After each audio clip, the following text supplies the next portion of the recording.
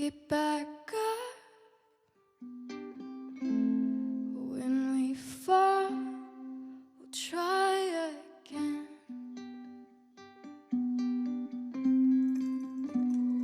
Well, welcome to the podcast, Rebecca. I'm so excited to have you. Thanks. I'm excited to be on here. This was one of those episodes. I know initially kind of when we DM'd, we were like, okay, you got this big goal that you were going for. Mm-hmm. And so we were like, okay, we'll connect when you get there. But it feels like you've got even bigger goals now. And I wanted to celebrate that with you, I guess. Thanks. I appreciate that. It's things have changed a lot, and I'm trying to allow myself I'm giving myself permission to do what makes me happy, I guess, and what I feel like right now is what I need to be doing versus what I feel obligated to do because of what I was doing before I got diagnosed, I guess, or like what social media would like to see me do. Cause it's not about that. It's about me. And I think that, it's now my goals have changed and they're going in a little bit of a different direction because I'm focusing on, hiking the things that I want to hike because I want to hike them. And so this summer I had everything planned because I'm a huge planner. I have like this, you have no idea the amount of like ridiculous stuff that is like my planning obsessions. But I had everything planned for the summer. I had all the hikes that I wanted to do outlined, for working on hiking the trails in the whites. So it's called redlining, but I'd like to call it tracing because I feel like it's a little bit more appropriate to call it that at this point. So tracing the trails in the whites. What does that actually mean? So redlining or tracing is hiking all of the trails. So if you look at the guidebook, for example, it's probably 300 or 400 pages long. So hiking all the trails in the guidebook, there's 652 trails, roughly. It's a little bit more than that. And about 1,450 miles of trails. And the part that's not linear is that it's like you have to drive all over the state. The trails are not often used, so they're not always very well marked, or don't have any markings sometimes. And it's almost like going on not a scavenger hunt, but sort of like an adventure in and of itself, just finding the trail sometimes. So I was working on originally hiking all of the trails in the whites. And my original goal before I got diagnosed with cancer was to hike them all in a year. Because I just wanted to make a goal for myself that I had a set time limit. Cause I just like to do that, I guess. I like to have like, tangible beginnings and ends to things. So that was the goal. So I was working on doing that. And then COVID hit. So I was about 18% done. I had to stop last March. And I was like, I can't stop and restart because I'd be wasting months of time. So I restarted on, June 19th of last year at 0% and hiked all summer for about 2 months. And I was around, the first time I did it, I was at 7.5%. The second time over the summer in the 2 months that I did it, I finished 18% from 0. So it doesn't sound like a lot, but it was a lot of miles, to put down and a lot of driving, and I was hiking a lot.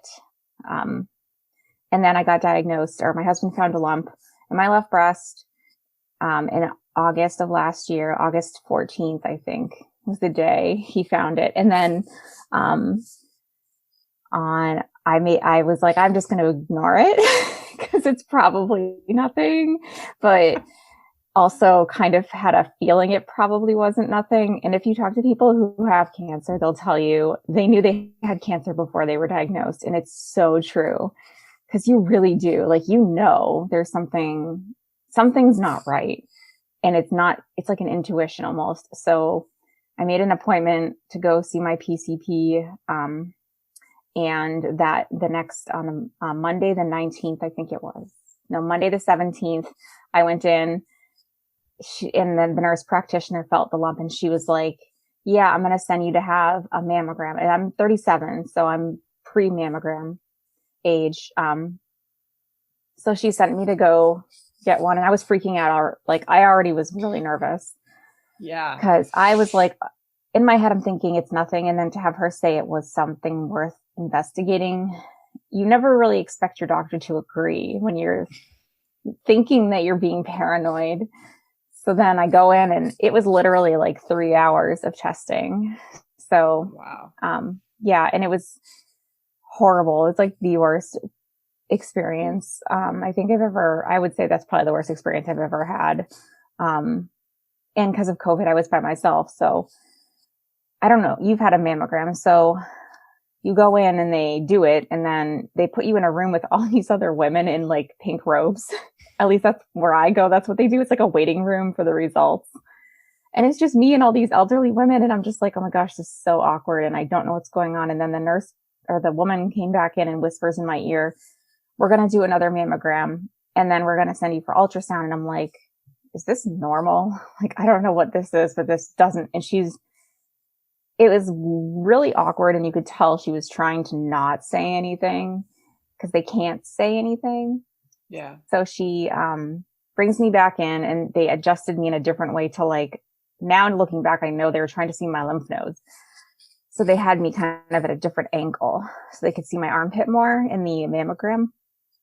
And then I was like, is this normal procedure? And she's like, yeah, sometimes we do this for a baseline on new clients. And I'm like, okay, knowing she's not telling the truth. And then they bring me into the ultrasound room. And then again, they don't say anything. They just do the ultrasound, and it's so awkward. And I could see the cancer on the screen. It's this black thing. Really? Yeah. And I was trying not to look at it. It was just like, I didn't want to see it, but I kept like looking over, because, you can see, have you ever had an ultrasound? Yeah. So you can see the machine, you can see the screen, and I'd look over and I would see it looked like the shape of a cloud almost, like bumpy edges. And then it was just black on the inside. And it was, everything else looks weird. And it's hard to tell with an ultrasound what you're looking at if you're not a tech, obviously, but I could see that there was something there, and it was definitely weird shaped, and it was black, and I just didn't want to see it. So I would look away and look at the ceiling light and just like pray and focus on like, I couldn't handle this. And then she left, and she's like, I'm going to have radiology tech, I think is what it is, come in and give you the results. And I'm just like, okay. So she comes in, and she was really actually she had some issues, I think, with social engagements with people. Like, her social skills weren't the greatest. So she comes in and she starts doing an ultrasound as well. And so then she stops and she says, I'm going to put in an order for a biopsy. And I was like, well, what does that mean? Do you think it's cancer? And she's like, yeah, I suspect cancer. And I'm like, I just broke down, like sobbing, couldn't believe that this was even happening. It didn't feel like it was real. It felt like this couldn't possibly be what's going on right now. And then I asked for my husband to come in the room at least, because I was by myself. And as I'm like sobbing, the woman's having me sign paperwork to get the biopsy ordered. She's describing how they do it. And I'm like, I'm not even listening to this person right now. I'm totally freaking out. They ended up having me. So I've had a few other women message me and say I had to have biopsies. And of course, they're freaking out too for the same reason. And there's a scale they use to rate your ultrasound, it's called the BI-RAD scale. So 1, 2, 3, 4, 5, and 6 are the numbers. If you're a number 1, that's like almost no % chance of it being suspicious. A 6 is 100% chance 100% it's cancer. So mine was a 5, which is 90 to 95% chance of cancer. And so that night when I had the biopsy scheduled, already had me meeting the surgeon that night. So I met with the surgeon and I was like, what does that mean? Like, this is all freaking me out. I have no clue about anything at this point because I have no family history of cancer either. So I meet with the surgeon and I'm still freaking out and I'm trying to like not have it be cancer. So I'm trying to get her to convince me it's not cancer, sort of, or convince her to change the results. Or so think yourself out of cancer? Yes. Oh my gosh, it was horrible. So I'm sitting there on the exam table and, you know, she's like, I don't like to give percentages because, you know, even though it's a BI-RAD5 and it's a 90 to 95% chance, there is a possibility it's not. And I'm like, yeah, right. You're just saying that to make me feel better. So anyways, I had the biopsy 2 days later. It was much more of a better experience because the people who did it were very nice and they talked me through like what was on the screen, like what I was looking at in the ultrasound, because they use an ultrasound to navigate the biopsy. Okay. So it's called I think it's called a hollow needle biopsy, and they use an ultrasound machine to guide themselves to where they're taking the skin out or whatever. So anyways, they showed me on the screen what I was looking at, and they told me the size and everything. And there's two tumors originally that they saw. So they biopsied 2. And then 2 days later, I got the results and the doctor called me and said that it was cancer. So that's one thing that shocked me a little is they call you to tell you these things instead of like bringing you into the office. It's, so I was with my mom and at that point it was, I was like, okay, it's cancer. And I had kind of processed it better. And I told my husband, I want you to be prepared. Like, this is probably going to be cancer, because I felt like I needed him to be prepared for that as well. Because it was terrifying. Yeah. And then, Friday I was with my mom actually, and the doctor called and said that it was invasive ductal carcinoma and that there were 2 tumors. And then, they also saw, so there was 2 tumors originally they saw, and there was a 3rd and 4th in my left that they saw that were suspicious. So she's like, we need to get a clearer picture. So we're going to send you to get an MRI done. So then on Sunday, within like 7. As you're hearing this, like, cause you were cranking out the trails. I mean, from what I can tell, like you were feeling as strong and as healthy and as I mean, just powerful as you've ever felt. Yeah, it was before that.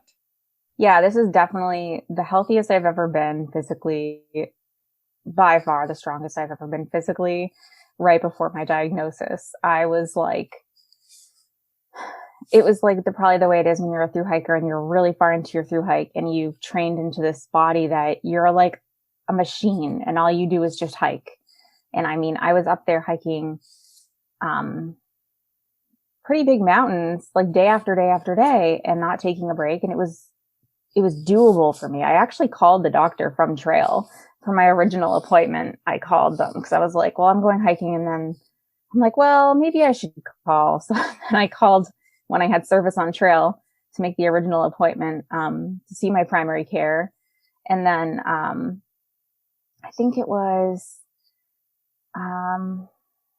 Saturday, after getting the news, I think that I was going to have that I had cancer. I'm pretty sure I went hiking the day after that.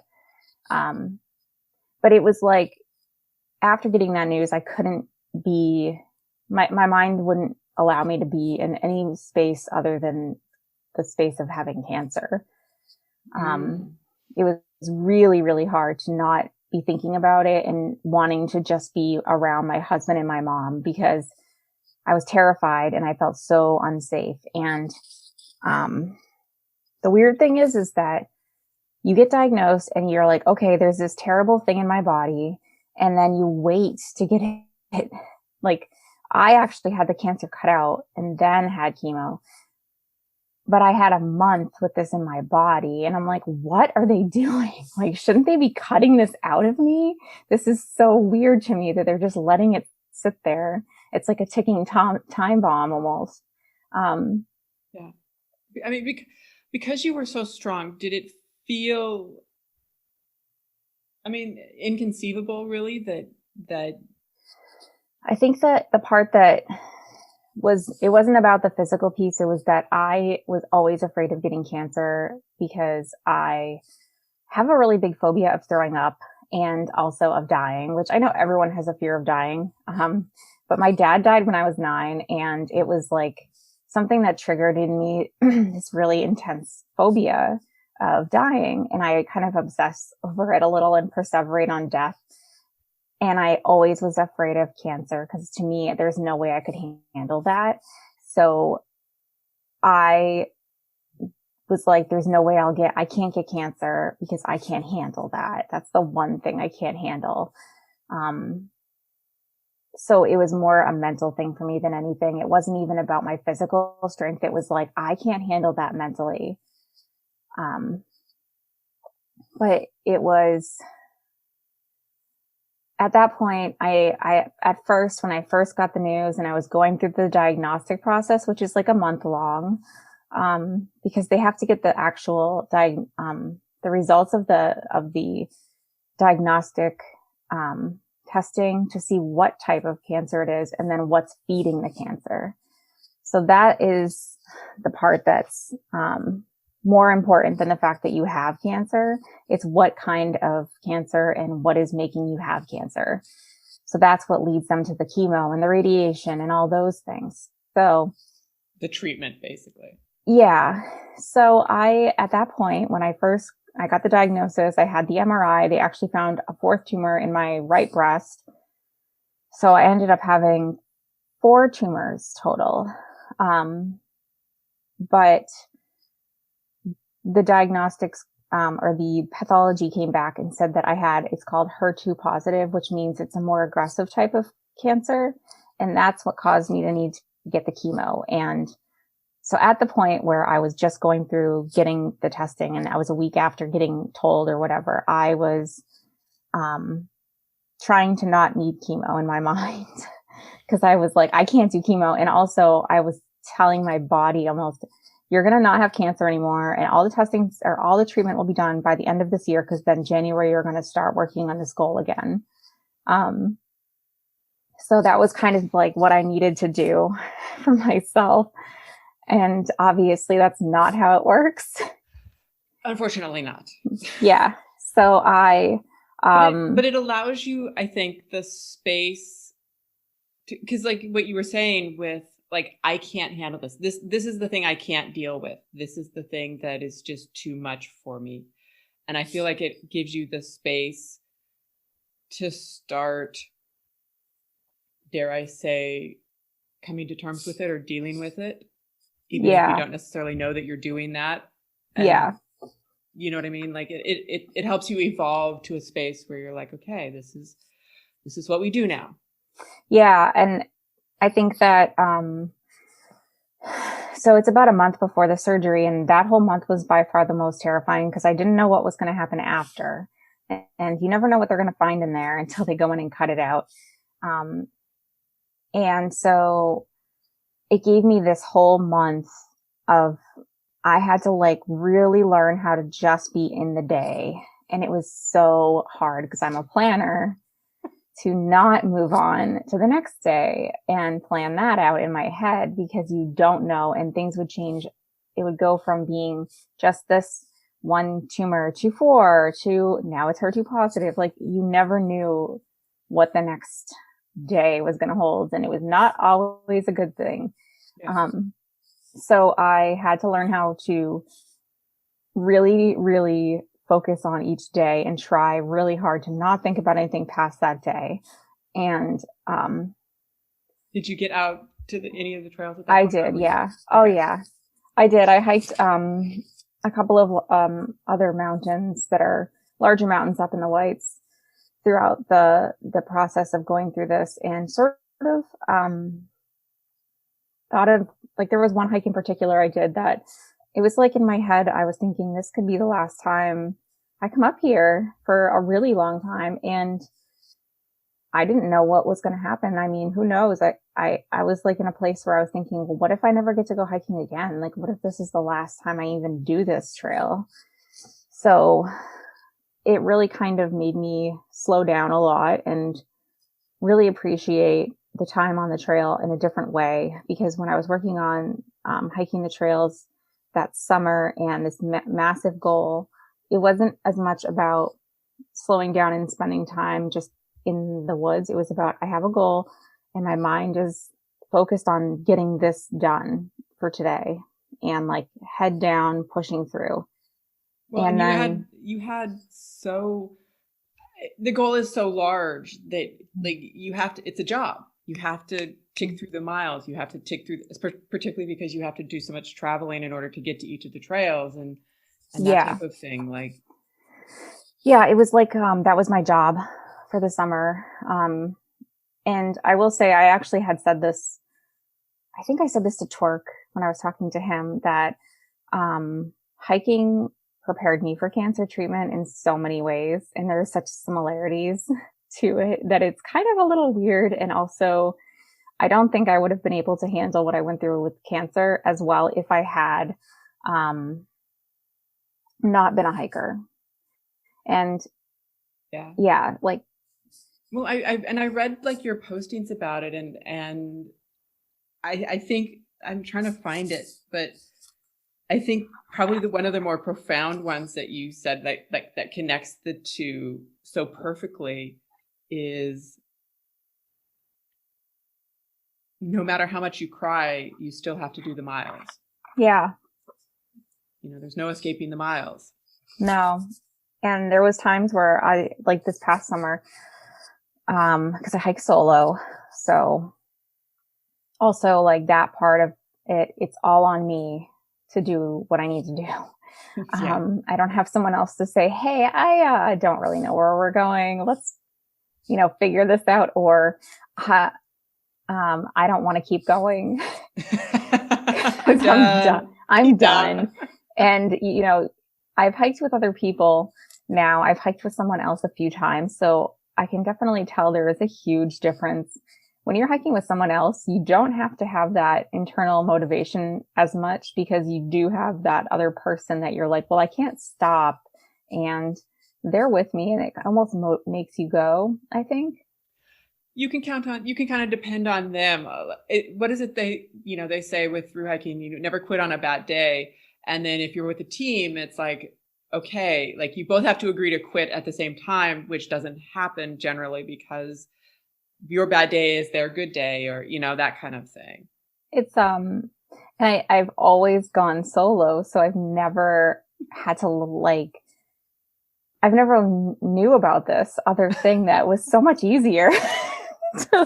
So, I mean, if you're hiking with someone else and you don't feel like going any further, you're probably not going to say something unless you're super comfortable with the person. You're just going to keep going.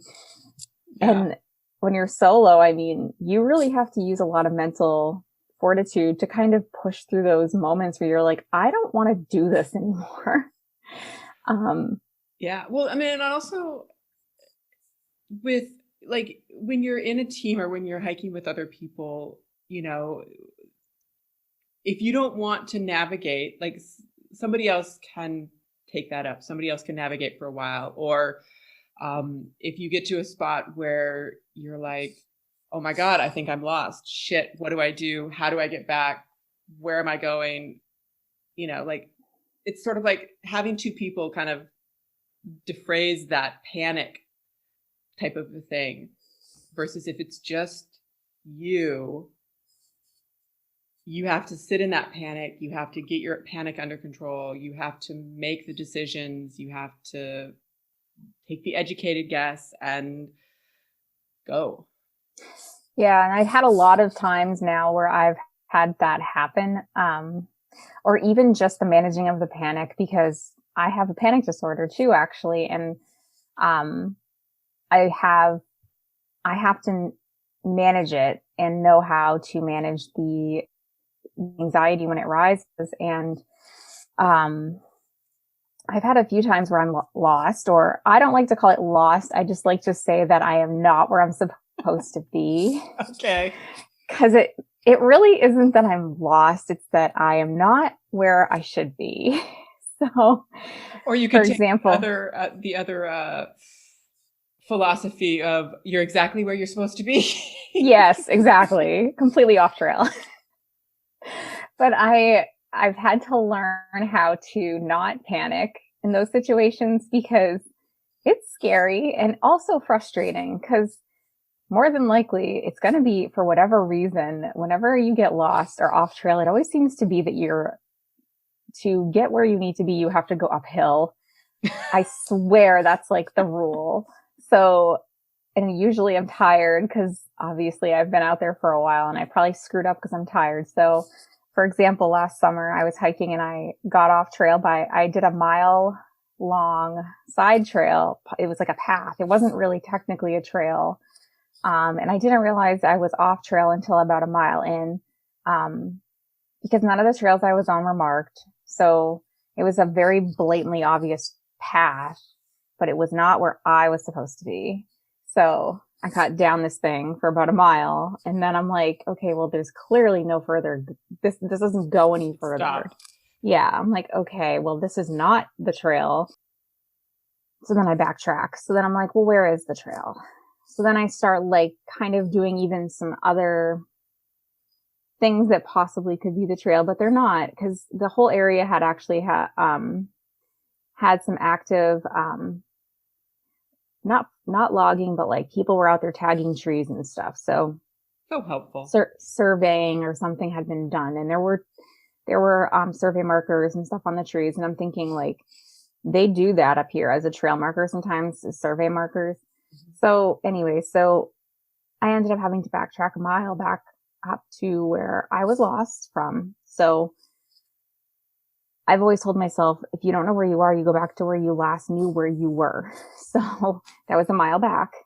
Go back there. And I had to use the guidebook pages because there's no guidebook or any of that for these trails. So I'm looking at the guidebook and I'm reading it and I'm like trying to imagine myself on trail reading it to like navigate. Do I go right or left type thing? And finally figured out to keep going a different direction than I had gone. And I was right. Like I went back on trail. But yeah, I mean, people would I think if it was me a while ago, I would have freaked out because it is scary, and frustrating, I think too. Oh, terribly frustrating.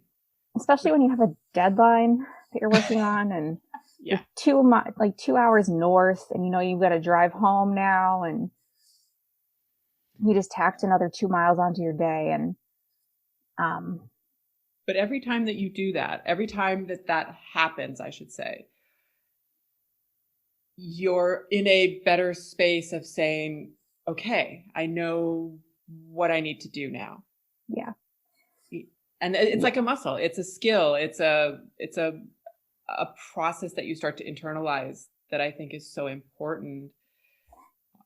That's part of why I intentionally go solo still.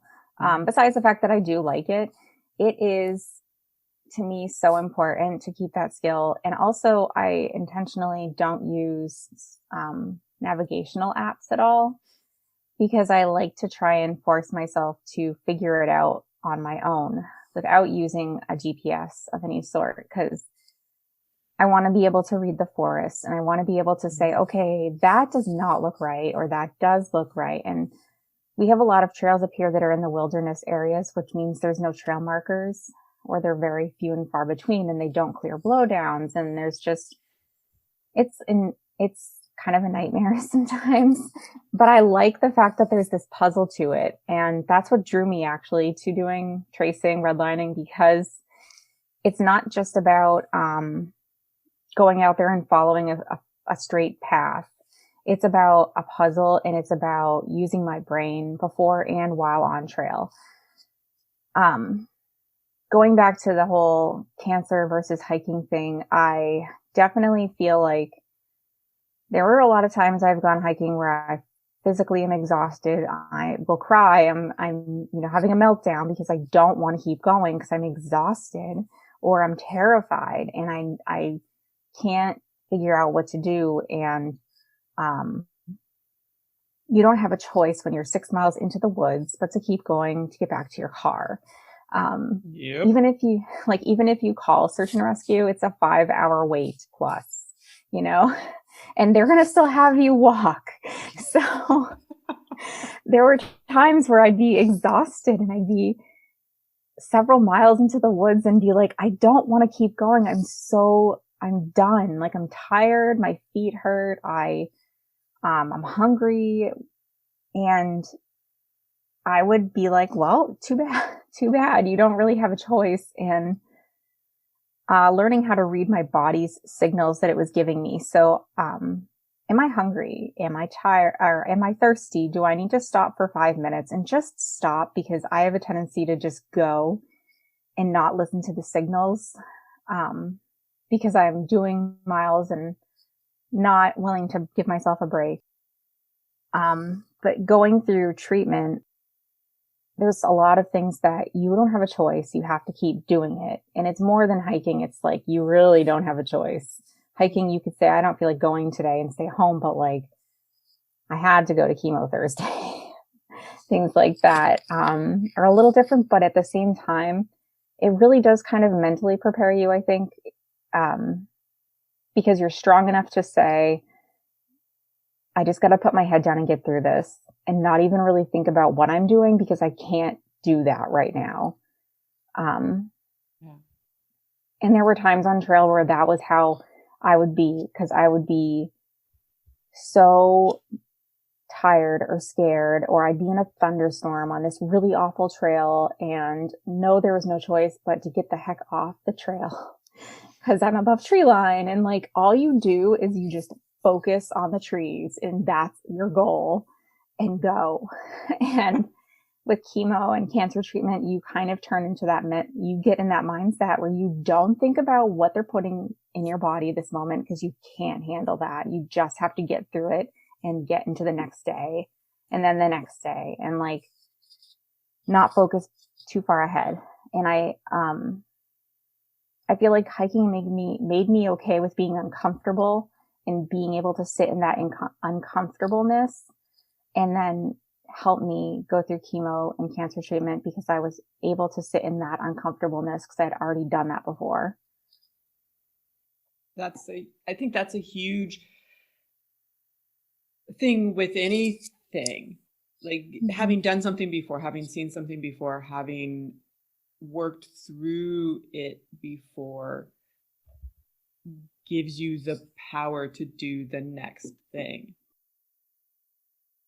Yeah, like if I look back at things that I did when I first started hiking, I had a couple of times where I'd have meltdowns and be like having a panic attack on trail and have to just sit there and like talk myself down, because I'd be terrified and almost pass out and like just really worked up. And then I had to get back to the car, so I had to pull it together enough to keep going. And especially in the winter, for some reason, the winter is I hike solo in the winter too, which is really, I saw those pictures. Sometimes it's a little not quite as safe maybe, but like, I try to be very cognizant of the fact that I'm taking that risk.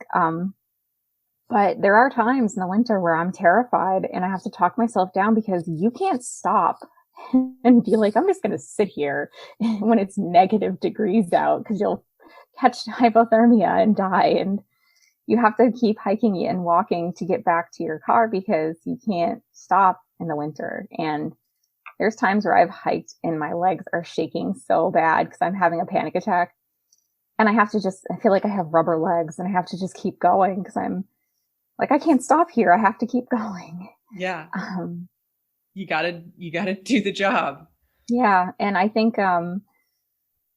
for sure, there's so many similarities with chemo. I mean, you have to do it. And once it's in your body, it's in your body. There's no getting it out. And you can't be like, well, now I don't like this, so can we not? And have this not be what's happening right now, because it doesn't work that way. And it's just like with hiking, you're out there, you got to get back to the car, or wherever, the trailhead. Or, I mean, with through hiking, I think of how they only have so many days worth of food. You can't just stop and say, well, I'm done now.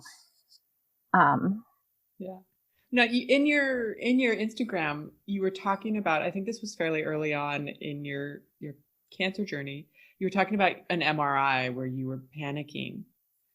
Yeah, that was awful. That was where you had a feeling you were going to panic, so to speak, like you kind of going into it even. Yeah. So that was the first week of the diagnostic process. The one I was talking about way before when we were talking. So they give you it. I didn't know because the lady goes, oh, you're going to have an MRI. I've had MRIs on my back. So I know what that looks like. Well, when you have an MRI on your chest, it is completely different. And note to self. Just so you know, you lay on your stomach, you have this strange contraption that your boobs hang into, and you have your face in like the thing when you are getting a massage. Mm-hmm. And I would say maybe a little claustrophobic. I don't particularly like being in closed spaces. I'm not like going to freak out normally, but I had a heightened anxiety. I'm getting cancer diagnosis. Yeah. So the other thing is she didn't tell me I was getting a contrast MRI, which is an IV. So I don't like getting IVs. So I wasn't prepared mentally for those things, and I need to mentally prepare for things. So I go there and the woman's like, oh, you didn't know it's a contrast? And I'm like, no.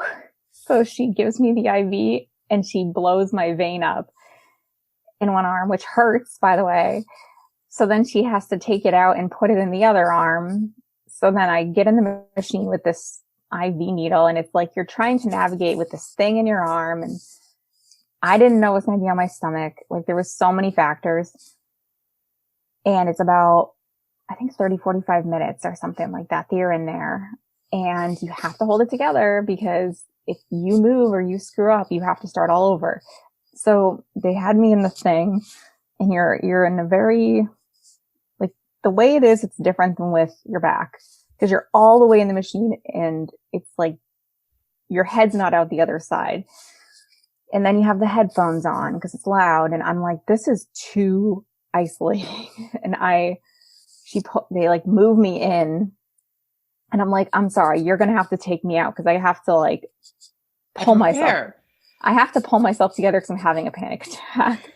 So then they have me move me back out, and I like get myself into a better place mentally. I don't even know how I did it, but I just did. And, I kind of like, I think told myself sort of like, it's like being in a, tanning bed. Cause that is very similar, the size.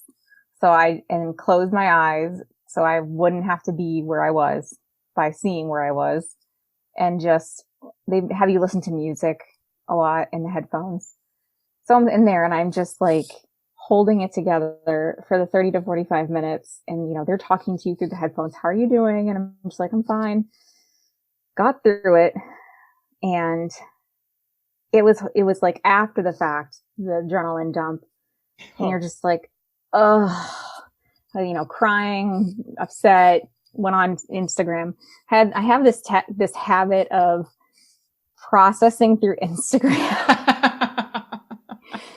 where anyone who followed me through the diagnostic process, I actually should post some of the old stories that I had put up because I literally, when they called me to tell me I was diagnosed with HER2 positive, which is like bad because that means chemo, which was my number one thing I didn't want to do. When they told me that, I literally got on Instagram and posted, I think, like 3 minutes of stories. And it was just me crying and being really upset at doctors for calling to tell you these things. And just, anyways, so after the MRI, I got on Instagram, I think, and processed through there. And then, it also feels like in this process, or in this journey almost, it's like every time you say, okay, that's the thing that I can't do. Okay, well, I'm having to do this now. Well, this next thing is the thing that I can't do. And then I have to do that. And then this is, okay, fine, I'm doing these things, but I can't do that. That's how it is with hiking too. It's so much like hiking. It's not even funny because I can't even begin to tell you how many times I've said in hiking, I can't do that. I can't do 20 miles. I can't do 5 mountains on that ridge or hike in winter. Like there are so many I can'ts that I've said to myself through hiking in the years that I've been hiking. And I've done all of them and been able to get through them. And it is, again, another similarity. And I also I love the fact that there is that similarity. And I also don't want to downplay the severity or the seriousness of a cancer diagnosis by making people think, well, I hiked, so I'm like, it's not scary. It's as scary as hiking because it's a million times scarier than hiking. But for me, it is how I handle cancer is through hiking in a lot of ways. It is like my, counseling, I guess, maybe. Going through chemo, it was, once I knew I had to have chemo, and I had about a month to process that, which was good in a way because I didn't want chemo. I actually told them I wasn't going to do it. They sat me down with the director of surgery and she's like, she's like, look, because I was like, I'm not doing chemo. I was like, what's the chance of it coming back if I don't? And it was a 40% chance within 5 years. And I'm like, I'll roll the dice. And so she sits me down and she's like, look, 10 years ago, your cancer diagnosis would have been a death sentence, but we have this new drug that is targeted for it. And she's like, you will die of this. And they don't really sugarcoat it, with adults going through cancer treatment. But I think that part of that is because they're trying to startle you, because I think there's, not that I've ever gone through this, but I think there's a lot of denial. Like in your head, there's a lot of denial and they've got to push through that. Yeah. And I remember when I first got diagnosed, I have a few friends who I have a friend whose mom passed away of cancer and I have a friend who had cancer. And they were like my two people that are like my guardian angels, I call them, because they were there for me when I was going through this and like they were my people. The girl who had cancer, she had to have chemo and she had a more advanced stage and everything because she waited like a year before getting the cancer taken care of. And I remember saying to myself, well, she had to go through that, but I'm not going to have to because my cancer is not. It's almost like you tell yourself you don't have the real cancer. You only have like the fake cancer. Mm-hmm. So anyways, I ended up finally having I was going to have chemo. So after having surgery, I had a month of recovery to process this. And I couldn't hike through all of the post-surgery because you can't, because I had pretty serious surgery. So anyways, I told myself, I can't hike through after post-surgery for a legitimate reason. Like, I'm not going to push this. I'm going to listen to the doctors, but I'll be able to hike through chemo because there's no reason why I shouldn't be able to physically. So that was kind of my mindset. Is I don't want to say I looked forward to chemo, but I looked forward to being allowed to go hiking again. And to me, that was how I was able to get through chemo. Is I had this very explicit goal that I set for myself before starting, that I would do 5 days a week of exercise through chemo, and that I would do at least one mountain a week. And I was pretty pissed that I had to get off trail as it was because of cancer. So this was kind of my way of being like, screw you for taking this from me. I'm going to take this back. Yeah. And so I asked my oncologist, what are the rules, or what can I do? Am I allowed to do this? And so my chemo regimen, I had once a week, Taxol and Herceptin. So I had, Taxol is like the kind of chemo where you lose your blood counts and you lose your hair, and it's like a real serious chemo, versus Herceptin, which is more targeted. And I'm still getting Herceptin. I'll get it till October, but it's more mild. anyways, so I asked the doctor, am I allowed to do this sort of? And she's like, actually, we encourage our patients to exercise through chemo because the only thing that seems to help with some of the side effects of the tiredness, because tiredness is huge, and then it's called chemo brain, where you get really, really foggy. And I don't even really know how to explain it unless you've gone through it. It just feels really awful. It's almost like your brain stops working. She said the only thing that seems to help is exercise. And I was like, I can do that. So I got that one. Yes. And I was like, and then she said, but a lot of people are so tired they don't want to. Yeah. I'm like, well, that's how you are when you're a hiker. You're always tired. You just do it anyways. So I'm like, well, I can do that. So I did. I hiked through treatment. I did 5 days a week of something. And it wasn't always a lot. Like there were times where it was a 20-minute walk on the treadmill and that was all I could handle. But at least I got up and out of bed and like moved my body. And I would purposely plan my hikes so that it would be, the better days of the week where I was less affected. And the further you go through treatment, the worse you feel, because your blood counts continue to drop the whole time. So by week 12, you're like at your weakest. And I did 3 4,000 footers, which are like, they're considered like the bigger mountains in New Hampshire. I know they don't sound big for people on the West Coast, but they're something. They're definitely something. Yeah. And it's a different type of hiking out here. So I did 3 of those through treatment. And then I did all these other littler mountains up here. And then when did you do Tecumseh? That was the last week of treatment. I got chemo. That was the first one, right? The first 4,000 footer that you did? That was the last one. That was the last one. So I did Pierce, probably like 3 weeks into treatment. I did Musalaki, I think 6 weeks in, and then I didn't do any 4Ks for a bit. And it was also winter. So it's different. You can't just be like, I'm going to go hike out there in winter and like not carry snowshoes or, worry about breaking trail and stuff like that. And that's not easy to do even when you're not going through chemo. So I had to also take that into consideration. But, I know which 4Ks are the ones that are broken out. I know which ones are like the easier ones because I've hiked these a lot of times.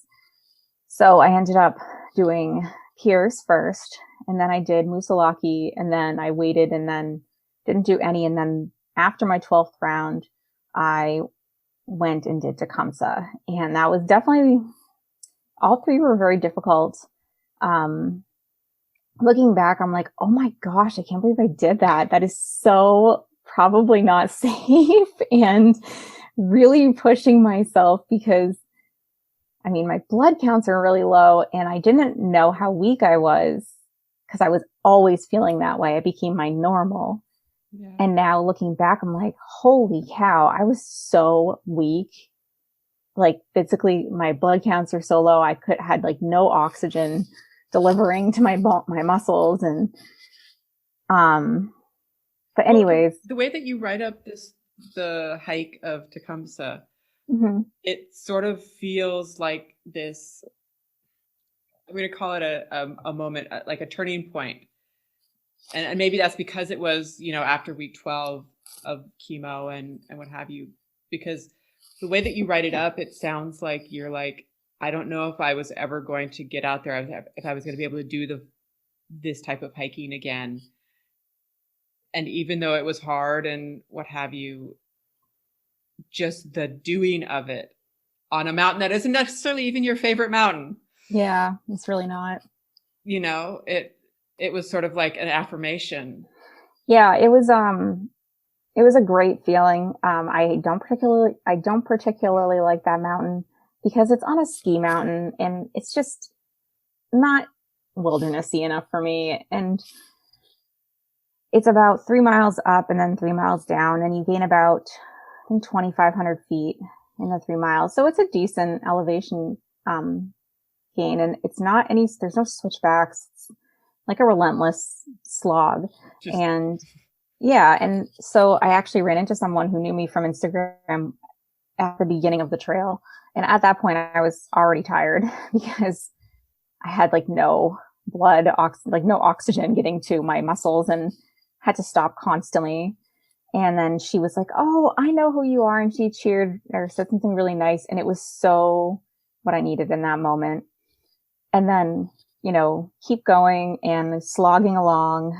And then you get to like sort of a little bit of a reprieve where it flattens out a little bit before you do the final little climb. And it was like in that moment on that flat stretch, I just looked around and it was like, this is home to me in so many ways. And the trails are always sort of, for me, they are home away from home.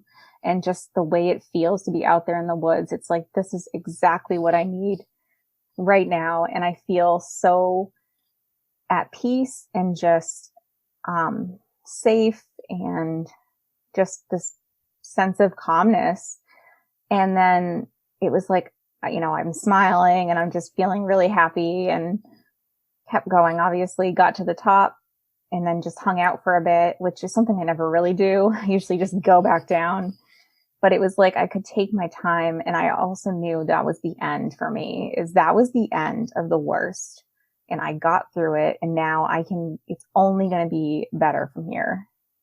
And I got through something I never thought I could get through and hiked through it. And it was like, I hiked Musalaki and I hiked Pierce and I did all these other mountains through treatment that were for me, but they were more for me saying to cancer, screw you. Tecumseh was kind of like for me because I just was doing it because I love hiking. And it had nothing to do with proving anything to anyone. It was just because I needed to be out there and just get my soul washed, I guess. Yeah. Yeah. So yeah, it was not a mountain I particularly care for, but the experience itself was just exactly what I needed. It's so interesting because we were talking before about how doing the hard things on trail have prepared or set the groundwork for you to do the hard things now in your cancer diagnosis.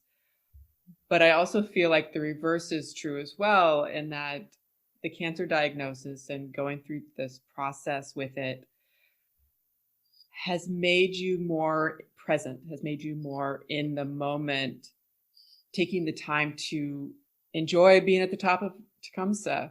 And that has also switched your mindset about a lot of things. Yeah, that's kind of where I'm at too with this coming summer. I had everything planned. My goal was I finished school in a week. So I'm finishing up my second semester. I'm working on a master's in fine arts and writing. So this was my first year in that actually. And I had to do things differently, obviously, because of the treatments and stuff. But this is my last week. So I'm like, oh, I'm free in a little bit, besides the little bit of writing I do that's just freelancing.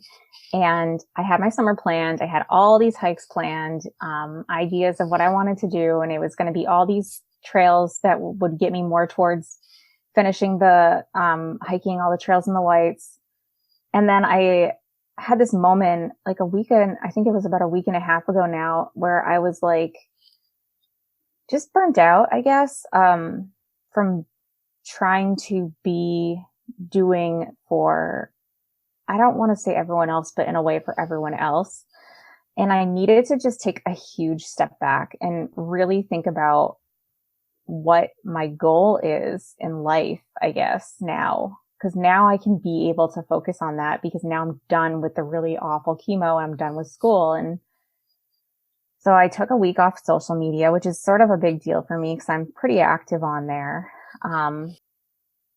And I literally took all my plans for the summer that I had already done and just put them in a different spot. I took them out of my folder thing that I use to keep track of my life, my planner, took them out of there and just made a list of everything I wanted to do, like what would be fun. And so I did a list of those hikes, and that's what I'm planning on doing this summer, is those. And I'm working on trying to put on the pieces for a book because I have two books in mind, but my memoir, which is for my master's, is a book length publishable manuscript. So Nice. laying down the groundwork for that. And then also I want to write a book about my cancer treatment and the process itself and just going through it, just to process it almost for me more than anything. But,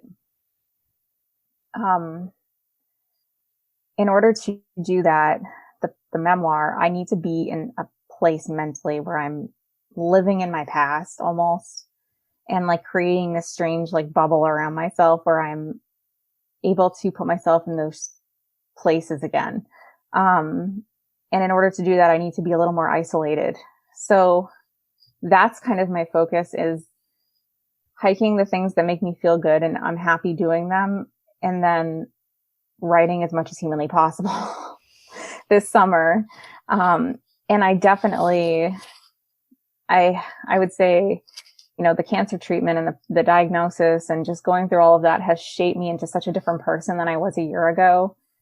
The other thing that I definitely have shifted in my mindset, where I wanted to be done in a year for this goal of redlining.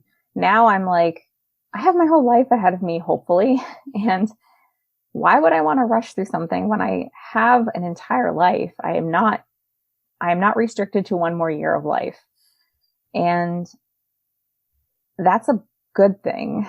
I think that, especially as a woman, there's so many deadlines that you're sort of expected to meet through life, and I'm 37. I haven't done a lot of the things you normally do by that age. And in my 20s, that was really hard to not be that person that everyone was. And hiking's actually what kind of made me feel like I knew where I needed to be. And I was in the right place when I found hiking. Because before that, I was kind of lost and living for other people, I think. And living for society and what they wanted me to do as a woman. It's a common thing. Yeah. So, yeah, I think, I'm okay with where I am and I'm happy with the way my life has turned out. And I wouldn't want to be the person I thought I wanted to be 10 years ago. And at the same time, like, as much as it sucks that I got diagnosed with cancer, it has brought me so many good things along with the bad, like all these opportunities to write for these different places and share my story and help other people and meet people that I never would have met if I hadn't gotten this diagnosis. Plus it really shows you what's really important. Yeah. And, how much we get overwhelmed or worked up over little silly things that aren't really that big of a deal. But yeah, I am not the same person I was for sure before I got diagnosed. I was a completely different person, and that's not necessarily a bad thing that I'm different, because I think I'm happier now. And that's such an important distinction to make, because it's completely, like, the word that's coming to my mind is like, it's completely, well, duh, like, you're a completely different person now. Like, you've gone through the fire. It changes people. It changes you. And to be at a place where you are happy about the change and who the person is on the other side of the fire, is so just powerful.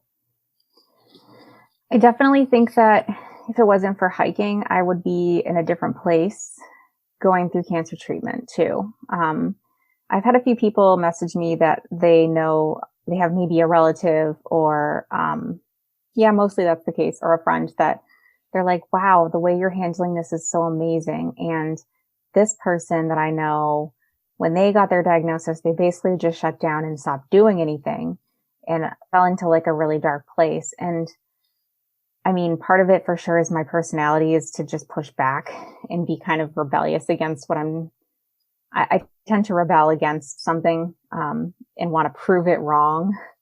But I also am 100% convinced that if I hadn't hiked through treatment, I would be in a different place mentally. And that was by far the thing that got me through.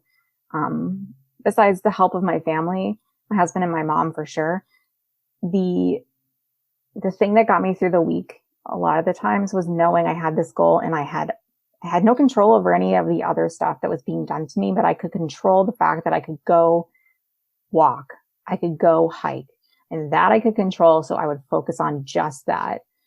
And I don't think I would have gone through treatment as well if it hadn't been for that goal, and getting outside and just being out and doing what I loved.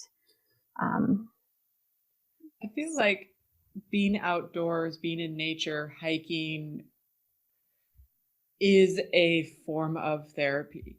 Like, I just talk to too many people who say some version of, anxiety, depression, eating, or other mental health difficulties, and being out in nature and sort of communing, or getting some tough love from Mother Nature, whichever way it works, has helped them. I mean, it's basically converted them to the hiking or outdoor lifestyle, pretty much. Yeah. So when I started hiking in 2015, before that I hiked maybe probably 10 times with my spouse between 2008 and 2013. And then we didn't hike. And, of course I was in a different place where I would always go do something with my spouse. I couldn't really be by myself and do stuff. It was just not who I was. And then I decided one day I wanted to go hiking, and he didn't feel like going. And I was like, well, I'm going to go by myself. So I did. And it was the moment that changed me. And I was instantly hooked, instantly wanted to do more, and was so empowered, and cannot recommend it enough, especially to women, because I think that there's still this terrible perception that we still as women shouldn't be doing these things, or, expected to not be able to do them. So I go out and I do this hike, and it was not a big deal, but it was. And I always I've struggled a lot with my weight as an adult, and I've struggled with my self-image and how I look, especially, and trying to be skinny and trying to be smaller than I am. And exercise was punishment, or exercise was a way to lose weight for me and to be able to eat junk. I'd exercise for years. And then I found hiking, and I was like, oh my gosh, this is fun exercise. And so it totally shifted my perspective of what exercise is. And it also, it made me learn to be not focus on what my body looked like, but focus on what it could do. And I was like, oh my gosh, it doesn't matter if I'm 180 pounds. If I'm 180 pounds of muscle, I can do way more things than I could do if I was 140 pounds of fat. And it was like, it took me years to build strength and to be as strong as I was this summer. But I weigh a lot more now than I did back when I first started hiking, but I'm way stronger now. And I don't weigh myself, but I know how much I weigh because of chemo, they weigh you. But I've changed how I look at my body in a lot of ways. And I do struggle now with the weight gain from going through treatment and just sitting for months. But at the same time, I know I can get back to where I was. I just have to be patient with myself and give myself time. But I feel like hiking taught me how to look at my body in a different way. And it was so empowering to know that, I could do it on my own. And I really feel like it was a huge shift in how I looked at myself physically, like what I saw in the mirror, learning how to appreciate what my body could do, not what it looked like. And plus, when you're in the woods, you don't see yourself. You don't necessarily have the option of looking at what you look like because there's no mirrors. And just the other thing about hiking that my mindset shifted was what's important for items in my like world. So what do I really need to be happy? Do I need all these things? Do I need to have a 3-bedroom, 2-bath house and, you know, this particular car or these things, this type of clothing, material things, like all of that has changed. And it was all because of one hike. So who knew that one little hike would have that ripple or domino effect? Yeah. And I think that, it's like, there's so much about this community that I also didn't really have I never had a clique when I was in high school. I never had like a group. I was not part of a group. I was not, even as a little bit older, I never had a community that I felt got me. And then when I found out about thru hikers and that whole piece, that was like another revelation for me because I was like, oh my gosh, there are all these people out there that are like so like me in so many ways. I love this. I finally have a people. So yeah, there's so much. I know that it's not for everybody. And I know there are a lot of people out there who have their own thing that makes them happy that isn't hiking, but like, I hope that everybody has their thing that is their hiking because there's nothing else that will make me feel as happy as this, to finally have your place. And I mean, as you say, to find your people. Yeah. To find the community that supports kind of, it feels like the thing that I love, even though I am not one of them yet, the thing that I love about thru hikers is that they support their own doing anything. Like it doesn't matter if you're hiking or if you're not hiking. They're just like, go do you, go be you. We love it. Yeah, that was one thing I remember listening to your podcasts a few years ago. I listened to them like a Wicked Law on Trail. And this was before you were going to do the PCT, like you were preparing to do it. And I remember you saying like, I'm not a thru hiker yet. I'm not a thru hiker yet. And I just kept thinking, but that doesn't mean you're not hiker trash. And that's one thing that I wrote for the Trek for a long time. And I always felt sort of this imposter syndrome because I never was a thru hiker, but I worked for the Trek and I had tried my hand at thru hiking and it just wasn't where I needed to be at that moment. It wasn't my time. And I've done some very short long distance. I've done some short over backpacking trips, and one in particular was a thru hike, but it was only 55 miles. And I think that just because you haven't ever done a 2,000-mile walk in the woods does not mean that you haven't got a revelation or sort of a experience in the wilderness that's not worthy.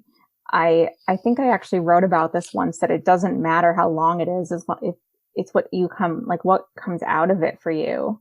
And even if it's a 3-mile walk, if you're out there and it's like you just had this major breakthrough, you may get more out of that than a person who did a 2,000-mile hike. And I do think that that's one thing I do feel is a little bit frustrating sometimes with the hiking community, is that it's almost like a rite of passage that you have to do a thru hike to be a hiker. And I struggled with that for years, that I wasn't a true hiker because I had never done a thru hike. And then I found redlining and I was like, yeah, you know what? This is really hard and maybe even harder than a thru hike. I think now I'm a hiker. And I think it's more of a mindset than anything, than an actual, thing a patch that you put on your backpack, or I think it's more of a mindset, in my opinion. Yeah. It is interesting that I shouldn't even use, it's not interesting. It's true. It's funny because what you're saying, and particularly what you're saying to me, is so true, truthful, and I think you nailed it actually, in calling it imposter syndrome. I have gone out, I've done done the hikes, and but they're all day hikes and that kind of thing. But it really is a feeling of imposter. I can't speak to that because I haven't done X, Y, and Z. I haven't overcome this hurdle of this thing that I've built in my head as what it has to be. And it's really hard to get past that. And I'm still struggle with that, even where I'm like, gosh, I never did a long trail. So I'm not a real hiker.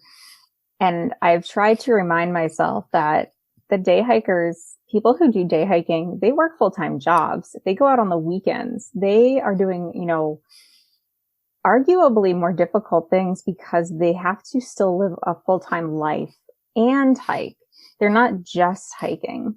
And I think that a lot of what that whole imposter syndrome revolves around is the fact that you feel like, well, I haven't done the big miles. I haven't spent days and days and weeks in the woods. So I'm not as experienced. So I'm not as real of a hiker. But to try and navigate a full-time life and go hiking is just as difficult, and maybe even more so, because you're also giving things up in order to go do that. Like you're not going to the kid's birthday party on the weekend because you're choosing to hike, or you're having to work extra hours during the week so that you can have a day off to go hiking. And one thing that's always confusing to me is how thru hikers won't always become day hikers. It's like a very strange thing to me that they tend to be a one or the other. And I can't imagine going a week without hiking. And I always wonder, how do you go be a thru hiker and do 2,000 miles and then come home and not hike until your next thru hike? That to me would be torture. I guess it's just a different way of doing hiking, maybe. Yeah. And I think, again, you highlight the point that there is not just one way to experience a trail or one way to experience nature. Mm-hmm. There are so many different ways and so many different experiences of it. I know, like, Twerk's interviewing a lot of people from all different walks of life, and I think Ashley Manning, you might have just had her, on here. Yeah. She's a whitewater rafting guide. And I mean, she's still doing nature. She's still experiencing the outdoors and getting what she needs to get out of it. And I love the fact that it's like we're diversifying the people who are out there in the physical sense, but we're also doing it in the recreational sense now, which is something that has never been done until Twerk started doing these, because it was usually like, you're a hiker and that's what you do and those are your people. Now we're like, okay, you're also this, well, you're a whitewater rafter, or you're, let's see, what else is he interviewing? People like people that are hunters or people that are horseback riders. I mean, if you're experiencing the outdoors and you're doing it in a way that brings you joy, then we're all doing it for the same ultimate reason. And I love that. It's like making our community that much bigger. Yeah. Yeah. At the end of the day, hopefully it's about the joy of it. Mm-hmm. In whatever way that joy comes to you, and the acceptance that everybody's joy can be found in different ways in different places.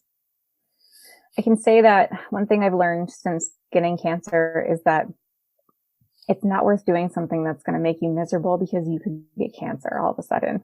And look back and say, oh my gosh, I can't believe I wasted my time doing that thing to prove to other people that I could do that thing.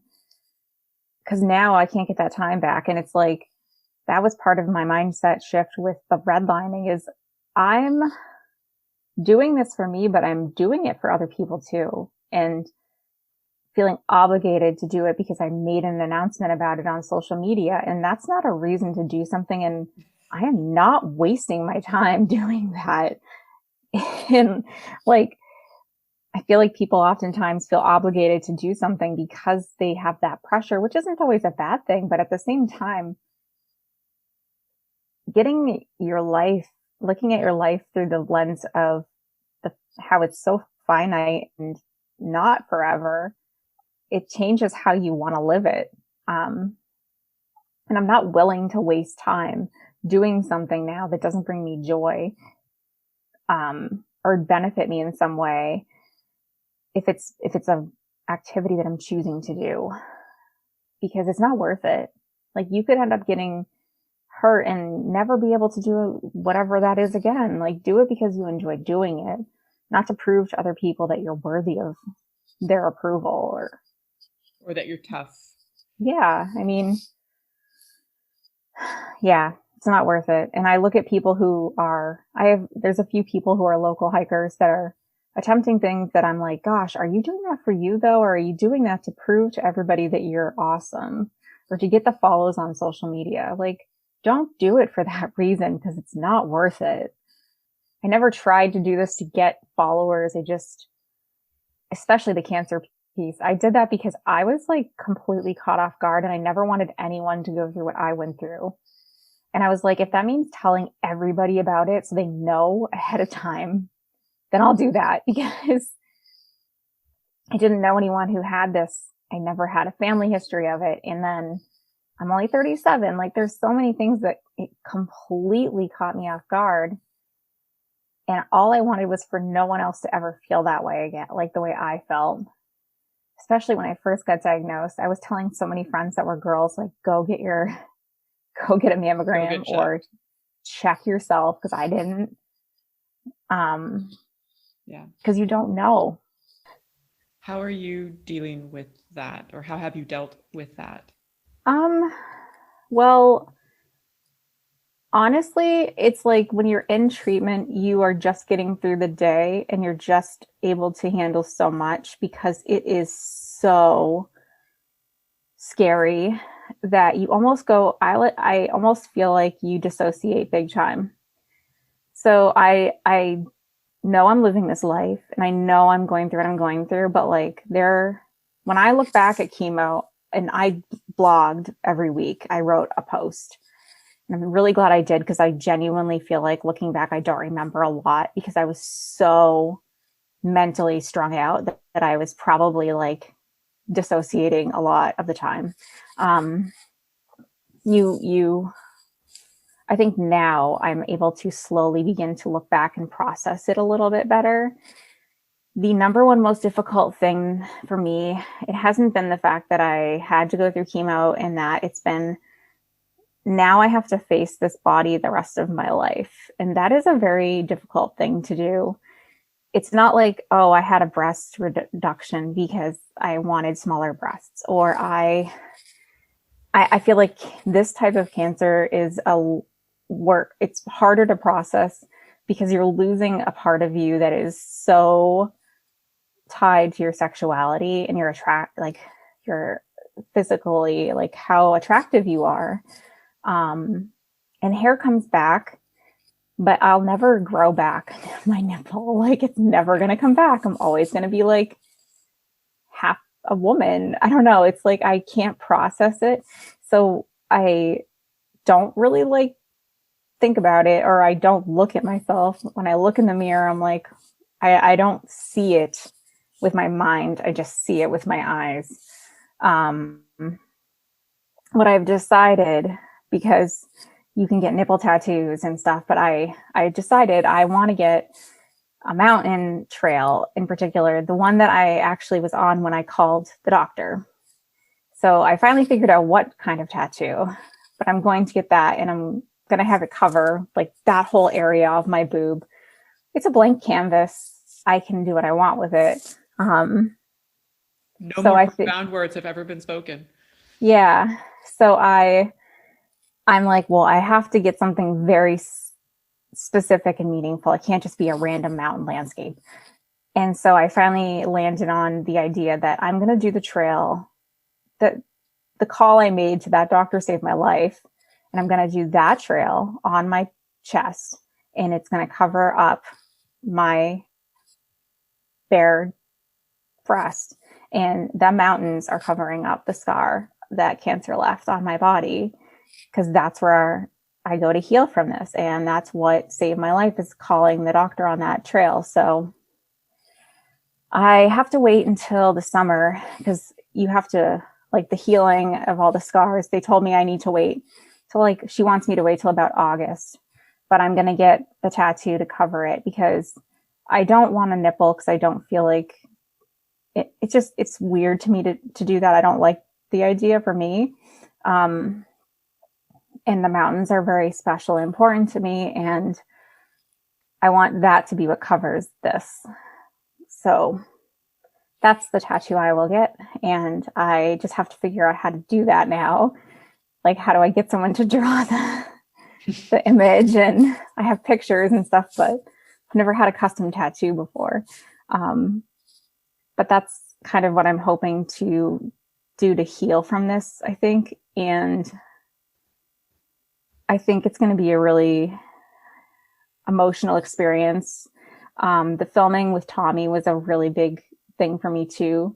To be able to sit there and talk through it is actually really healing and really helps me process it. So to have 2 to 3 days to talk to him and just talk about it for that whole time and talk about whatever I wanted to talk about, help me process it. And to go through the experience. In the film, I shaved my head, and I'm not sure if you watched it or not. I have. So that was actually the last time I shaved my head. And I intentionally wanted to do it for the film. I didn't need to keep shaving my head at that point because I had enough hair, but I was like, no, you know what? My husband's been the one doing it, because it's really hard to shave your own head. So I never had to shave it. And I'm like, I'm shaving my own head for the last time. This is the last time I'm going to do this. And I'm going to share it with everybody. And I am going to do it out in the freaking wilderness with nature, because that is what heals me. Like, I wanted it to be intentionally done the way it was done. And the whole experience with him of being able to just be in front of the camera and be the one who was able to tell their story was super helpful for me to process a lot of this situation.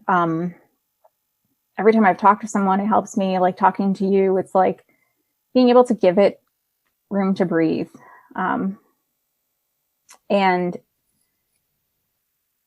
I definitely think that getting this tattoo is going to be a huge step in the healing process for me, because it'll be the last thing that I can, like, it'll cover the scar, because that's really hard to see that every day and just know that that's my body now. And it's like, I always had, this is kind of awful, but my boobs are part of my identity because I always had big boobs, and a lot of guys like that. And going through high school, I had nicknames. Like, it was a very big part of who I was. To have that sort of taken from me was like almost losing part of my identity that I never asked to be part of my identity in the first place. So I'm trying to relearn how to be this person and love her.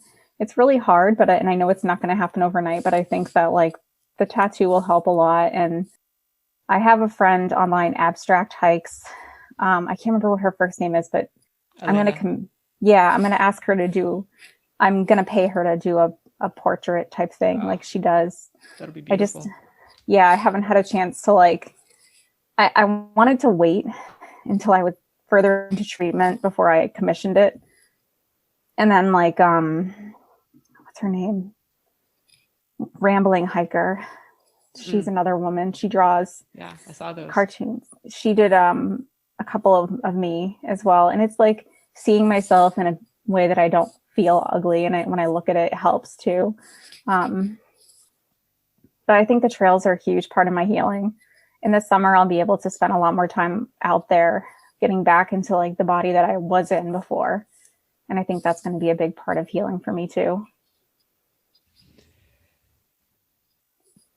Have you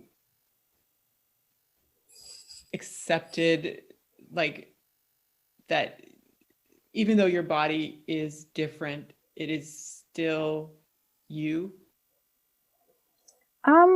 I think it's like you become someone that it's still me, but it's a different version of me than it was before I had cancer. Because before I had cancer, I was much more, I think, I was very focused on hiking. I was very much in one mindset because that was my goal. And I didn't really think as much about like letting myself sort of explore my mind and my past and sit in uncomfortable places mentally. Because I would spend a lot of time hiking and a lot of time in the wilderness doing that and being physically uncomfortable and being mentally uncomfortable, but in a very different way. And now I've been forced to be very uncomfortable mentally and have to sort of face fears that I've been with me my whole life. And at the same time, going through school, I'm working on this memoir I'm forcing myself to sit with a past that I've avoided for 30 years.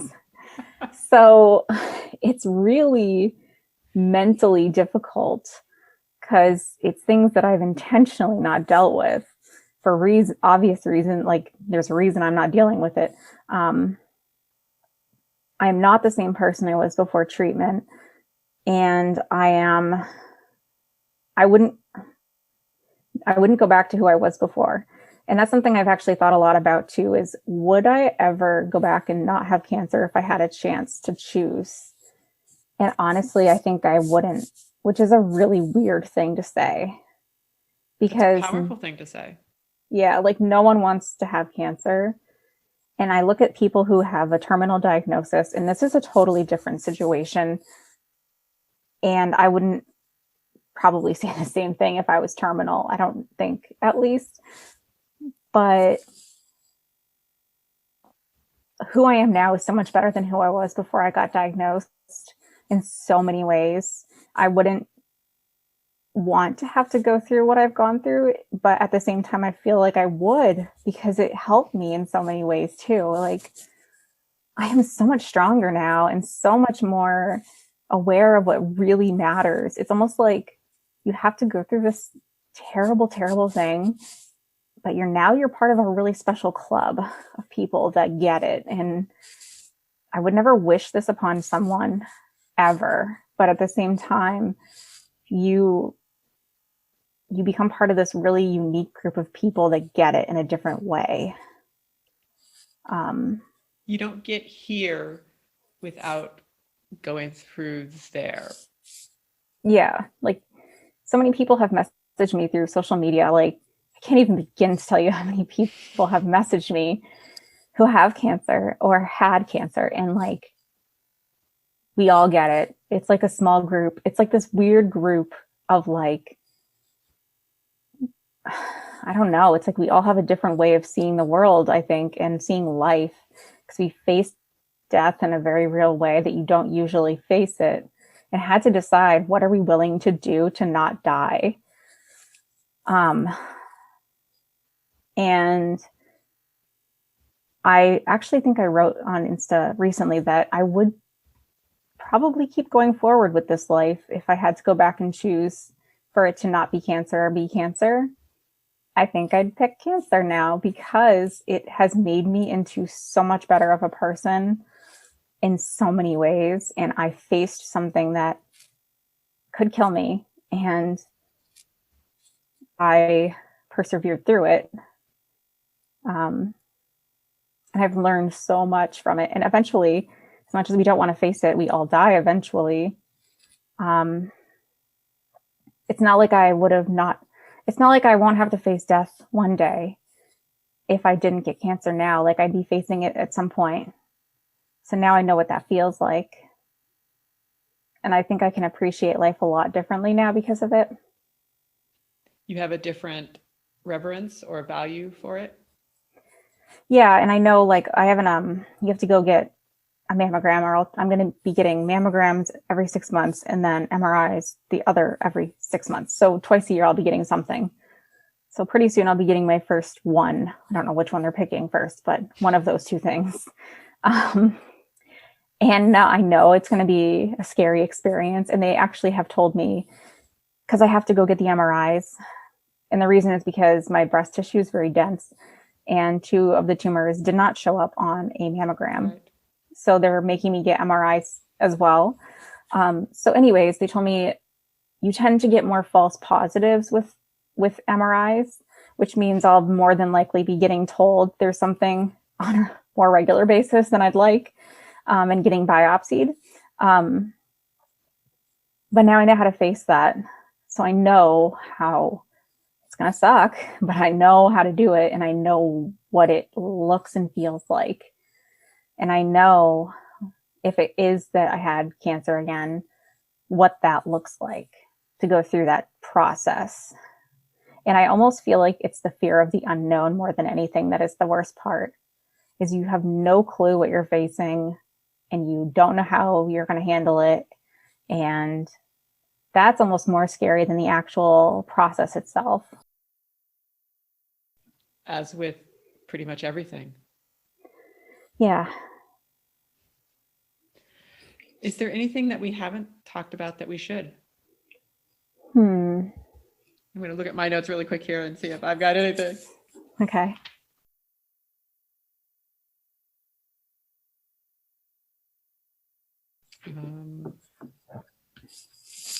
No, I think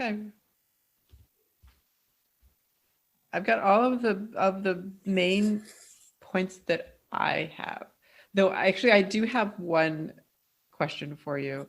Sure. So your Instagram is Socked In Hikes. Mm-hmm. Is that a trail name of sorts for you?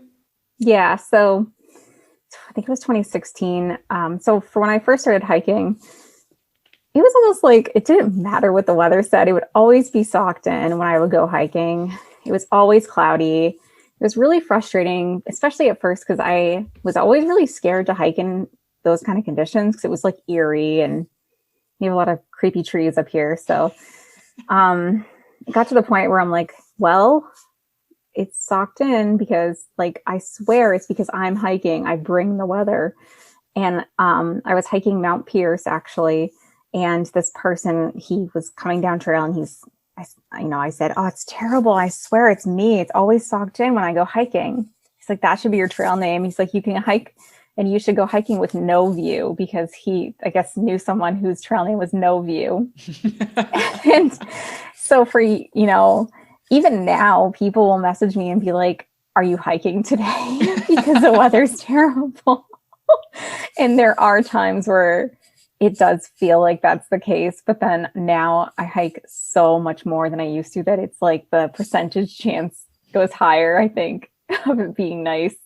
But that's why that's my handle. And I've toyed with whether I should keep it or use my real name now because of the fact that I want to be a writer. Like, I should probably try to be professional and use my real name. But yeah, that's why my thing is Socked In, because it was always like that every time I'd hike. Forever. You have a direct line with the weather gods. Apparently, and it's not good. It's like a bad direct line. You need to really jiggle that line and be like, okay, come on. Like, yeah, you're not hearing me right. Yeah. I'm ordering sun. Yes. I even remember one time I hiked Moosilauke, which is on the Appalachian Trail. So I happened to see some thru hikers up there, and there's these like weird things they've built that are wind blocks out of rocks. So you can kind of sit in these strange half circles to get out of the wind. So I'm sitting in one of those with these dudes and crappy weather. And I don't remember if I said one of them was just having a bad day, whatever, what happens.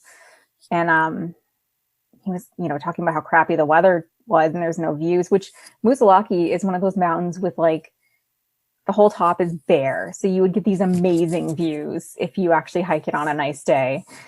And I'm like, this is how it always is when I hike. It's always like this. So I just do it. I go hiking anyways, because it's not even about the views. Like when you've had to hike in crappy weather for years, you learn how to appreciate everything else but the view. And this poor guy, he was just like not in the mood, I think. And you know, I was like, well, it's not even about the summit, it's about the trail or something. And I think he was just like probably so annoyed at me as a day hiker saying this to him. But it was like, gosh, you know, you're so lucky you get to be out here doing this wonderful thing. And I'm sure you're probably tired and annoyed right now for very good reasons. But like, it's so much more than just the summit. And always, it has been for me for a long time. That's part of why I don't even really, I tend to do trails that don't even have mountains, because it's like, I just want to go in the woods. I just want to go be in the woods. So there is a calm to being in the woods, to being in the trees, and yeah. And there needs to be more emphasis on like getting kids outdoors. I know there's wilderness therapy and things like that, but it is so soothing and like mentally, and you don't know it until you do it. Almost, you don't realize, I don't think. Yeah, totally. Where can people find you to follow the continuing adventure? And if they have any questions for you? My social media is Socked in Hikes. My website, I actually just changed to RebeccaSperry.com because I was thinking I need to be more professional from putting this on a resume. And the Socked in Hikes is on Instagram. Is it anywhere else? I think that I have Twitter, but I don't even really use it. And yeah, I would say 90% is Instagram is what I use. Okay. And then I have like a link tree. So anything I write goes in that. So what was or has been one of your best days on trail? That is really tough.